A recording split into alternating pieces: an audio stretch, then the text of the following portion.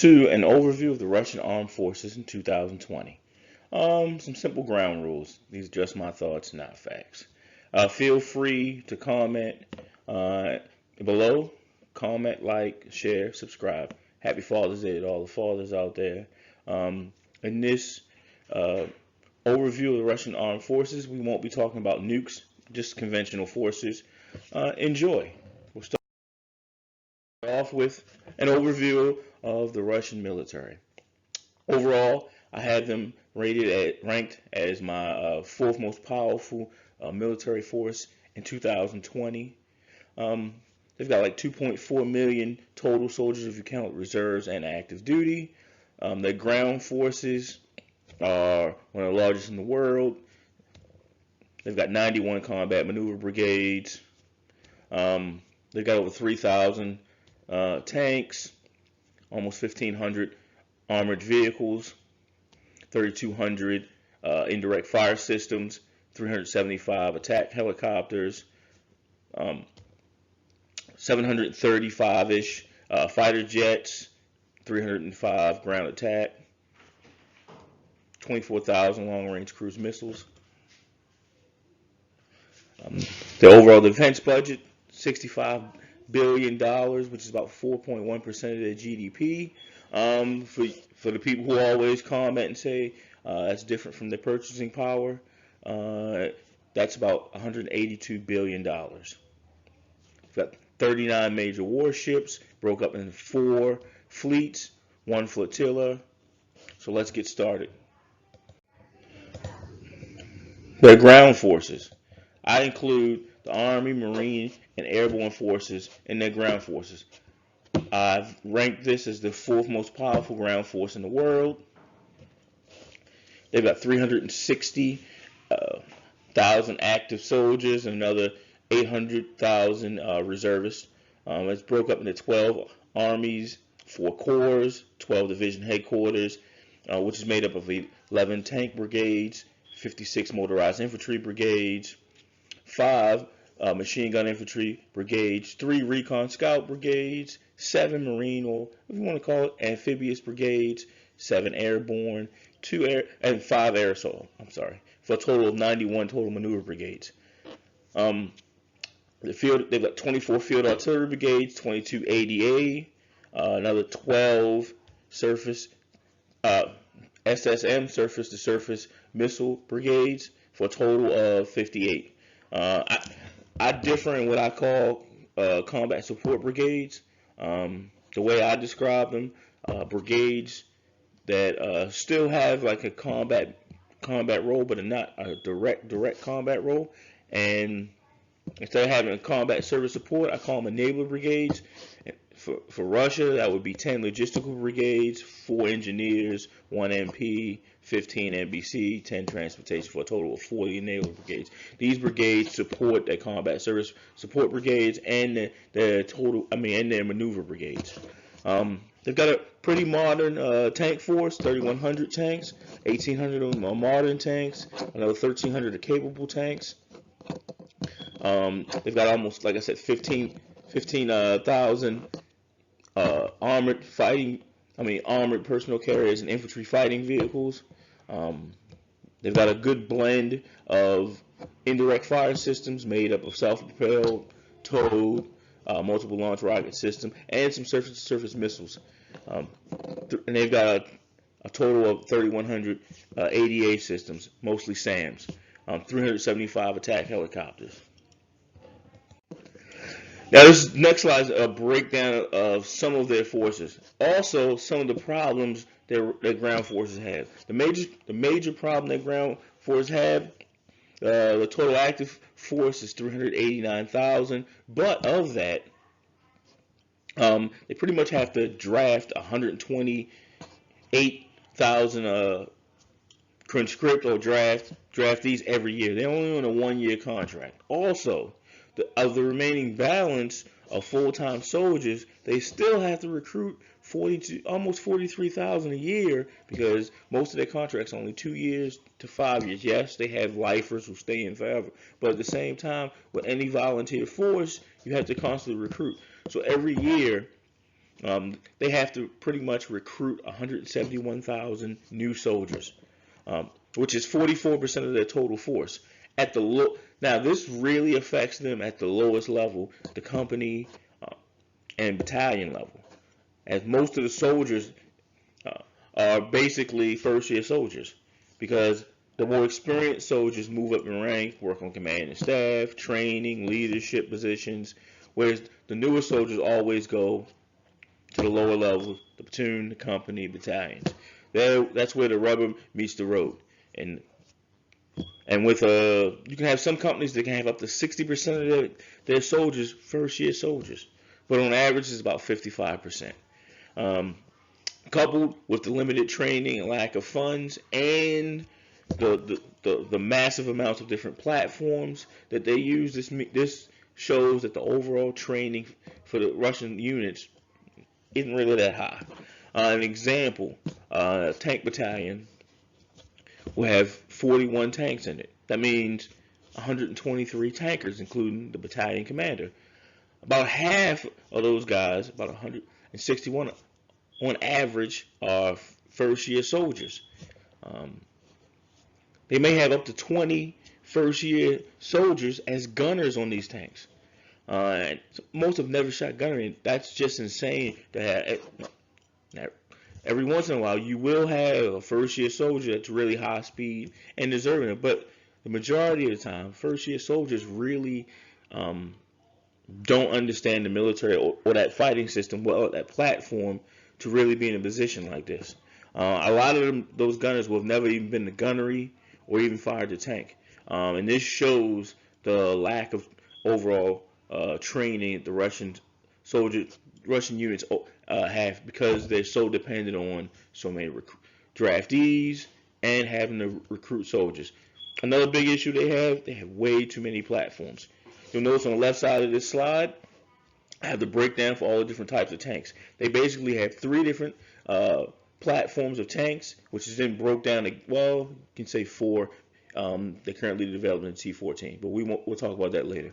Right now, they have the T-90, two different types of T-70, three different types of T-72s, and the T-80s. And these tanks all have the exact same role, but they require different parts.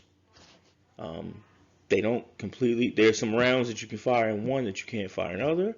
More importantly, they take different training.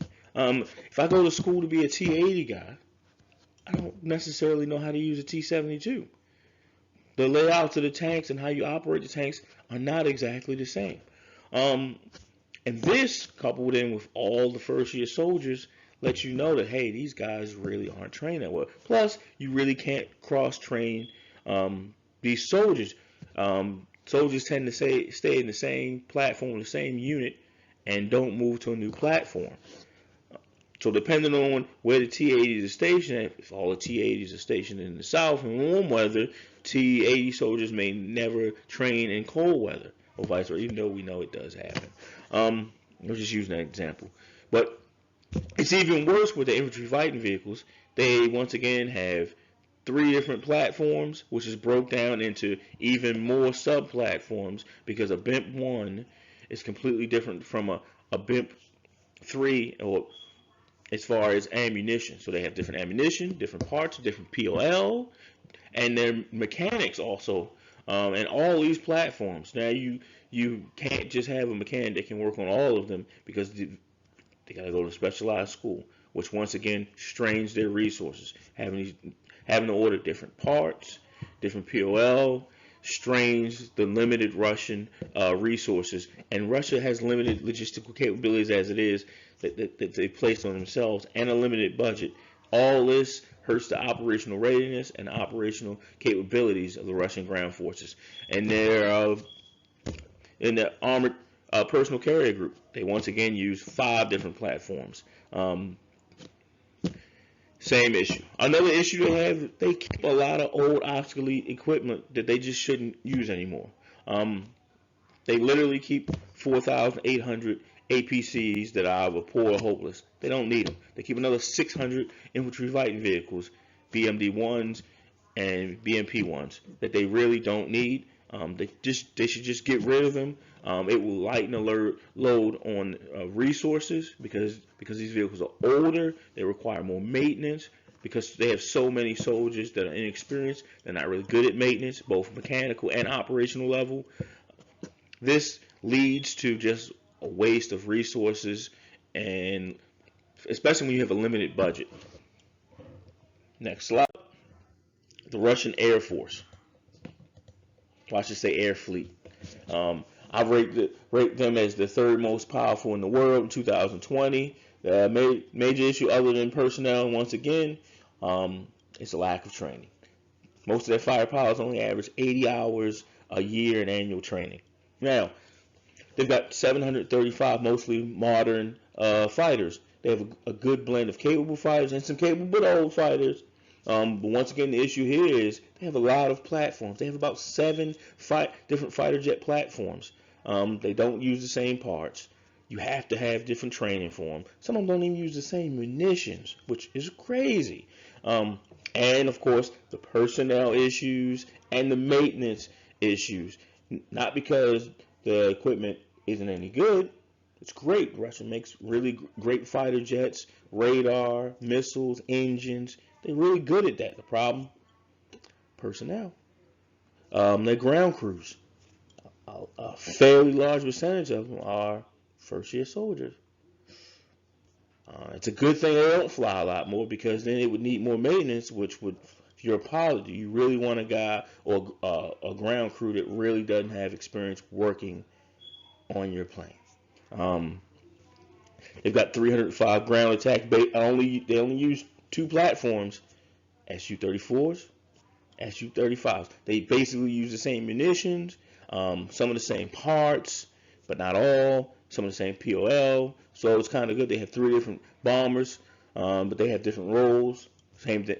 The electronic warfare. They only have 3 planes. What is going on?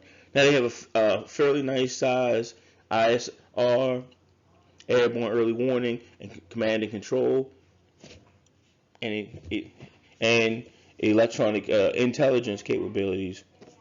Another weakness they have for a country as big as they are, even though they're centrally located, they really don't have an airborne refueling capability. They have 15 tankers.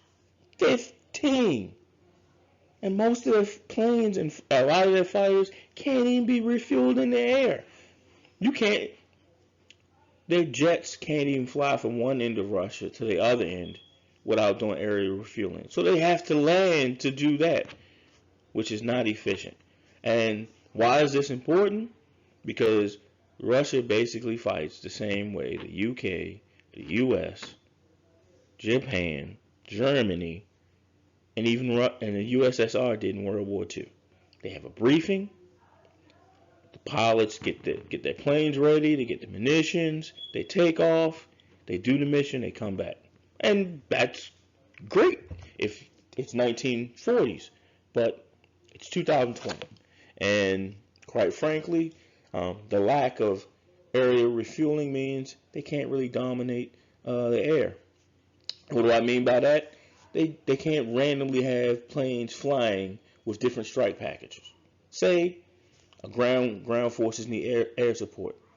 They really can't have that many planes flying for a long period of time to just have random ground support packages in the air. Say a pilot gets shot down. Same thing. So they need to do a specialized mission on the fly. They don't have that capability because their planes are literally on the ground waiting for another mission. So yeah, people think, well, they have a high percentage of takeoff to missions because they're just literally taking off flying missions. They're not doing cap air. They're not really doing CSA.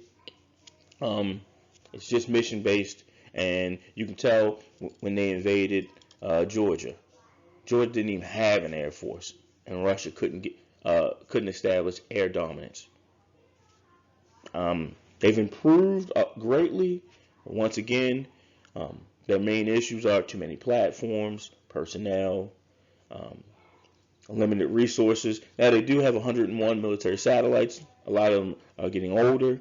They have 12 large ground-based radar to detect missile launches and wherewithal and aerial assaults. They also have 2,400 long-range cruise missiles and the missiles that travel more than 3,000. But like I said, still one of the most powerful and best forces in the world, and probably of the Russian armed forces, this is their best branch. Well, I should say second best.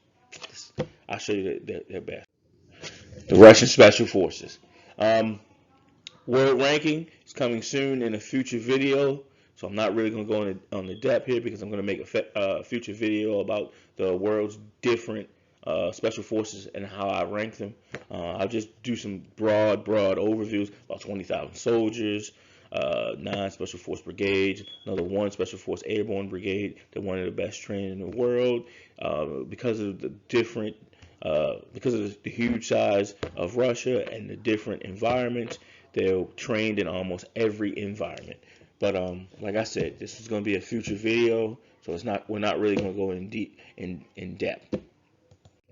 Next up, the huge reserve and deep storage of equipment. Something people point to all the time is why, and they say this is why Russia is so powerful. In reality, it's not. On paper, they say they have 2 million reserves of all branch, but that's not mathematically possible with the size of their active duty, and with most soldiers only serving a year, and then their reserves only last for five. You only stay from the time you get out till 5 years later, or if you choose to, you can stay up to 50. But if you don't, and which most of them don't, they usually, after their 5-year commitment, after they've been discharged for active duty, they muster out of the reserve. So it's really around 1.5 million. They have 340 National Guard paramilitary forces, not really trained. Almost every country has these, so I really don't go into on the details with them because they really don't even train their reserves. They have 13 motorized infantry brigades that basically have the equipment at bases. And this stuff is taken care of by the cadre of these units. So in case of a major war, they can quickly raise these 13 brigades. But that's pretty much it. That's pretty much their only reserve force. And deep storage, people will tell you they got 10,000 tanks and they're ready to roll out. They're not. Those 13 motorized infantry brigades are the only units that have tanks ready to roll out. And even that's questionable because, once again, their reserves rarely show up. The cadre don't really do anything. Some of the cadre are first-year soldiers, so you already know what that means. They get even less resources. So the deep storage stuff is just stuff that sits there and is rotting away. It's made up of 200 T-90s, mostly their older T-90s, 3,000 T-80s, 7,000 of their oldest T-72s. It's not being worked on. They don't really have anybody that knows how to man this. They don't have parts for it. It would take months, if not years, to get this equipment working. And they'd probably have to rape a lot of the vehicles to get other vehicles up. They have 8,000, almost 9,000 infantry fighting vehicles of every class in deep storage. Same issues that their tanks have. They have 4,000 APCs, mostly those MTLBs, which are worthless. It's old equipment. They almost got 4,300 self-propelled artillery, over 12,000, almost 12,500 towed artillery, 3,200 multiple rocket launchers, for a total of almost 20,000 indirect fire systems. Now they use about 17 systems, maybe even 20 different systems, and this is some of the oldest equipment. They don't even make munitions for some of this stuff anymore. I mean, it looks good on paper, but that's it. It really doesn't have a military value unless Napoleon or Hitler come back, or if China decides to invade them. But it's just a waste of resources. They should have been sold this stuff off. At least they'd have money for some of it. Once again, them keep holding on and hoarding old equipment is a waste of resources that could be better used to better fund newer, more modern equipment. And the fact that they have so many different platforms means no one's really trained on it, so they're really not proficient at it. And these type of things they just degrade your capabilities. They don't really enhance it. Only on paper do they make you seem like you're Billy Bad Guy. I mean, I guess it's just not good. The defense industry. Now, Russia's defense industry continues to make great equipment. I have to say that. They make good fighter jets, good ADA, good radar. They're building new and some revolutionary ground equipment. Even some of the ship designs and some of the components on their ships are good. Like I said, they make a jet engine that the Chinese can't copy. They copy the whole plane but that. So that tells you something. The problem is, because of, I'll start. Their biggest problem is corruption. Corruption is in every country, but it's a way of life in Russia. The leader of Russia came into office. He's been in power for a long time. He's now the richest man on the planet. His job doesn't pay that much, but he's the richest man on the planet. That's resources skimmed from their nation. And he's not the only one. His inner circle, same thing. The CEOs of these defense companies, same thing. Those generals, same thing. Those mid-level officers and mid-level contractors, same thing. Those state and local officials, same thing. The reason they have so many different platforms is to keep jobs.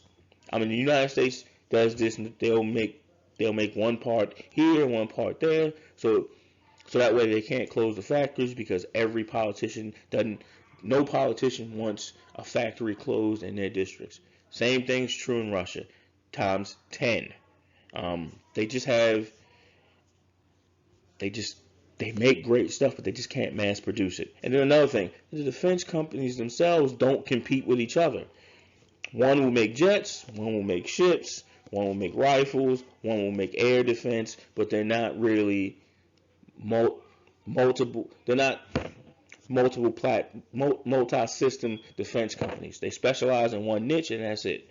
And their only real customer is Russia and a few other nations. That's it. Like I said, they make some of the best equipment in the world. Another issue is they got a lot of debt. They did have revenues of $31 billion in 2019, and because of their ADA systems, they've boosted their sales, but issues with their T-14, which has some revolutionary ideas and theories, but they can't afford it and they can't mass produce it. The Su-57, which once again they can't mass produce. Both of these seem more like test beds for future systems, or to use some of the components on them to upgrade older systems. Not so much anymore that they're actually going to buy a lot of them and use these to replace their forces. Overall, and we've already talked about their naval building capabilities have just deteriorated. They need a lot of work. They still, like I said, they make some of the best equipment in the world. They just suck at mass producing it. Support and maintenance. We've kind of been talking about this the whole time, and it's the biggest Achilles heel of the Russian armed forces. Their procurement, R&D, and repair budget in U.S. dollars is only $30.6 billion a year. If you use triple P, that's $85.68 billion. People, that's a lot of money. It's a lot of money. Well, the U.S. basically has the same size force and the same amount of equipment that Russia's armed forces have. And guess how much the U.S. spends every year on procurement, R&D, and repair? $520.2 billion.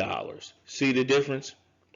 So whether you're counting the PPP or you're just counting apples to apples with the 36, it's not even close. And this lack of funds right here is huge, because they use so many different platforms. The mega funds they have, they don't really get as much bang for their buck. Because of corruption, they don't get as much bang for their buck. Because they have so many first-year soldiers who are either the operators or the 20-level maintenance at the unit level. A lot of this stuff is broke anyway, having so much older equipment. Then they only have like 180 support soldiers as it is, so they don't really have a lot of support soldiers throughout their armed forces. So all these things really degrade the capability of the Russian armed forces, like I said, strategic and operational level. Um, we'll start off with their ground domain or army. I use the word domain because that's like the buzzword in the army, in the military now.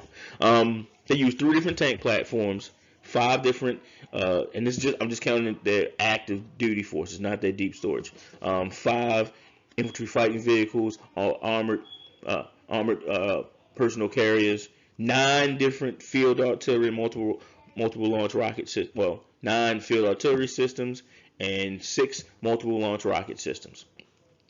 For their air domain, ooh, there's the domain word again. They use 15 different ADAs. Now, people will say they make one of the world's most advanced ADA systems. The problem is most of the ADA systems aren't that.